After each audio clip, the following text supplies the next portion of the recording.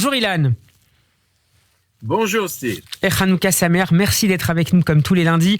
Vous êtes professeur de sciences politiques à l'université Bar-Ilan de Tel Aviv. On démarre Ilan cette semaine avec le très lourd bilan de la sécurité routière en Israël. Les accidents mortels sur la route atteignent de très hauts niveaux. Oui, je crois que c'est le problème qui a le plus préoccupé les Israéliens cette semaine. Il y a eu toute une série de graves accidents de la route et les gens se posent beaucoup de questions. Est-ce que c'est le nombre de plus en plus important de voitures achetées par les Israéliens? Les routes israéliennes ne supportent plus une telle quantité d'autos. Est-ce que certaines routes sont encore très mal aménagées, trop étroites?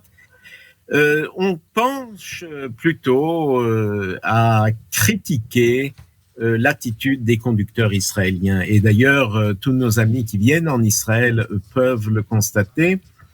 L'Israélien conduit mal, conduit avec négligence.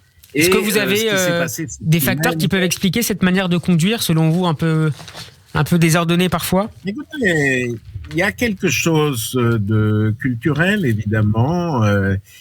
On le voit dans bien d'autres choses, que ce soit les queues dans les supermarchés, où les gens essayent de passer devant les autres.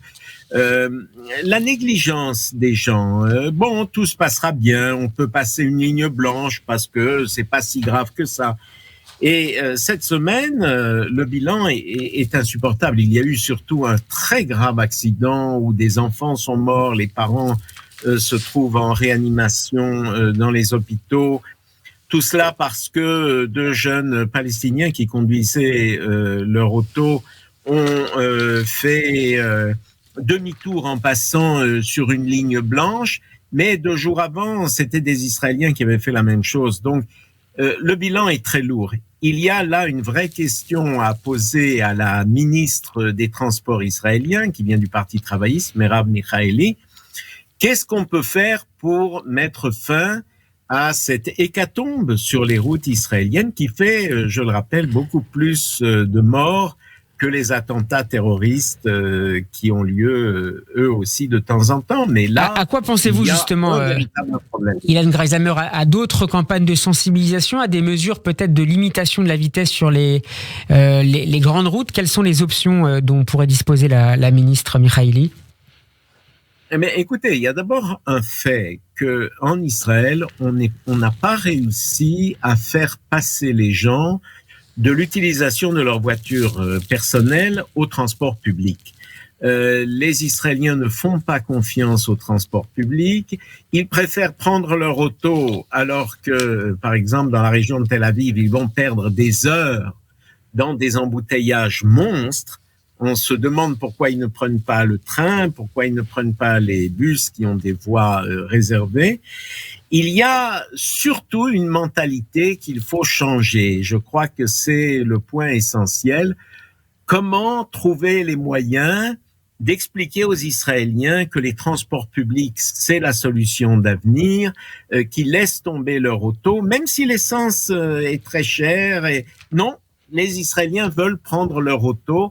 Et là, on a des routes totalement surchargées en Israël. Et c'est cette semaine le problème évoqué par tout le monde, parce que l'hécatombe, parce que les morts, les blessés, c'est vraiment trop.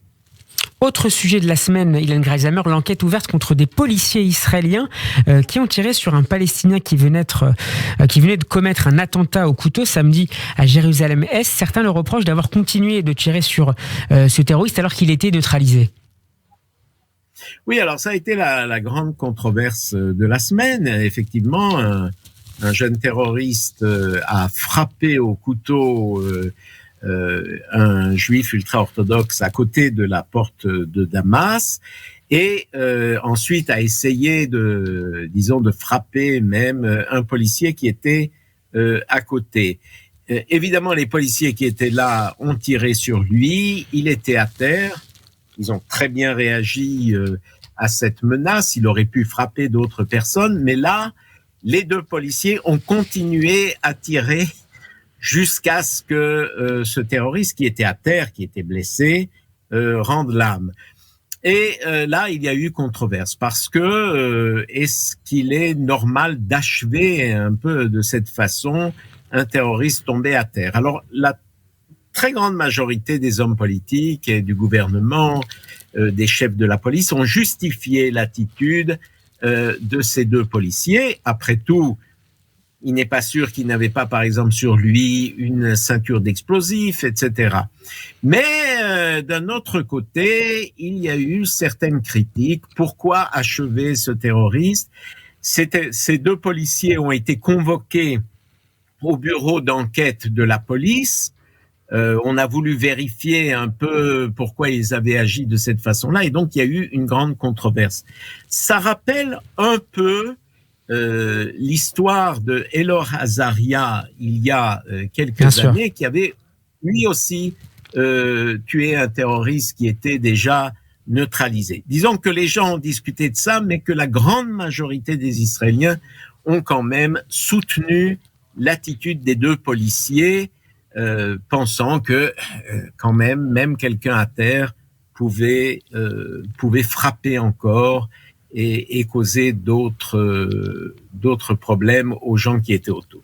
Ilan Greisamer, on va dire maintenant évidemment un mot sur la situation sanitaire en Israël et notamment de la tentative de contenir ce variant Omicron. Il y a 11 cas, on l'a dit tout à l'heure, 11 cas qui ont été recensés officiellement de contamination à ce variant Omicron. Comment est gérée cette nouvelle crise sanitaire dans le pays ?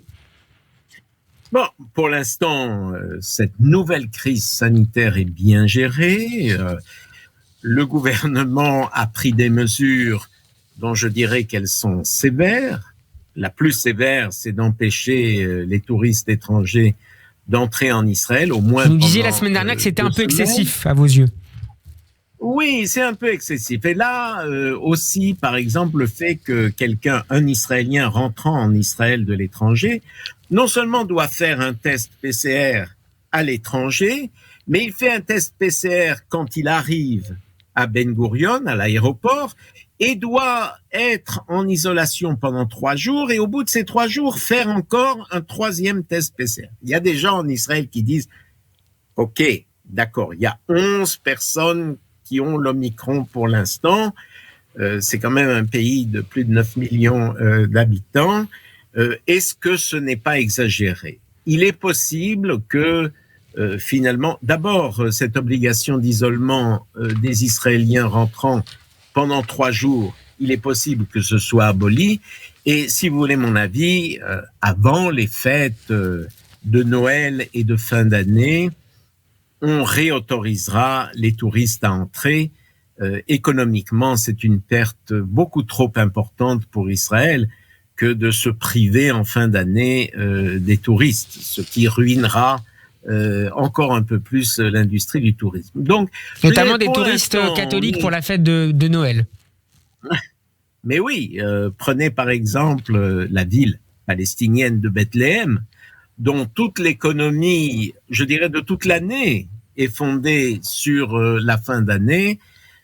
Si les touristes ne peuvent pas entrer, c'est la catastrophe pour Bethléem et aussi pour plein d'autres institutions et en Israël et chez l'autorité palestinienne. Donc, si vous voulez mon avis, lorsque nous reparlerons lundi prochain, je crois qu'il y aura eu un assouplissement notable des mesures prises par le gouvernement. En attendant lundi prochain, Ilan, on va s'intéresser maintenant à la diplomatie avec ces négociations nucléaires qui reprennent cette semaine à Vienne entre la communauté internationale, en tout cas ses représentants, et l'Iran après une première semaine très tendue. Benny Gantz, le ministre israélien de la Défense, doit partir pour les États-Unis la semaine prochaine pour des discussions avec ses homologues américains sur place. Quelles sont les inquiétudes fondamentales israéliennes face à ces pourparlers? Bon, disons-le franchement, il y a de très grandes inquiétudes en Israël quant à l'attitude des Américains. Est-ce que les Américains vont tenir bon? Est-ce que les Américains vont dire clairement aux Iraniens, nous ne levons pas les sanctions économiques tant que vous n'en reviendrez pas à la situation qui prévalait antérieurement? parce qu'on ne peut pas lever les sanctions américaines tant que les Iraniens continuent à enrichir l'uranium, ce qui signifie aller vers la bombe nucléaire. Et donc, Israël est très, très inquiète de l'attitude de l'administration Biden. Et la raison du départ, du voyage de notre ministre de la Défense, Benny Gantz, accompagné d'ailleurs du chef du Mossad qui va avec lui, c'est vraiment de dire aux Américains, tenez bon, ne lâchez pas, soyez fermes face aux Iraniens, jusqu'à ce que les Iraniens acceptent les conditions posées par les Européens et les Américains. Et nous sommes très inquiets parce que nous sentons, même ceux comme moi et parmi nous qui avons été très pour Joe Biden, une certaine faiblesse dans la riposte, dans la réponse des Américains aux Iraniens. Donc, pourquoi Benny Gantz fait ce voyage avec le chef du Mossad? Pour presser les Américains de continuer à être fermes et de ne pas céder. Le pire pour Israël serait une sorte d'accord intermédiaire, comme ça, avec levée de sanctions, mais les Iraniens ne renonçant pas entièrement à continuer l'enrichissement.